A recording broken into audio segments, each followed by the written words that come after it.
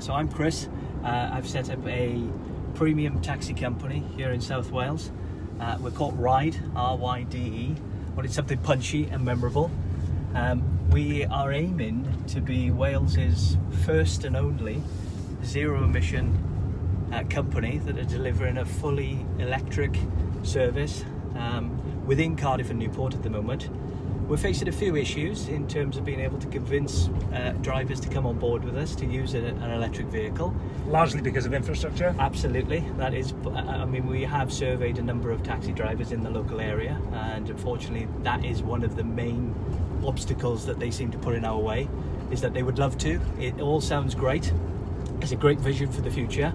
However, in reality, they can't do it at the moment because there isn't infrastructure to allow them to be able to do 150 to 200 miles a day without having to wait for maybe an hour or so at least to be able to recharge that car. And not every taxi driver will be able to have a Model X Tesla in there, because they are towards the upper end. But you know what? You're a pioneer. It's happening, and congratulations. Thank you very much. Business. Thank you.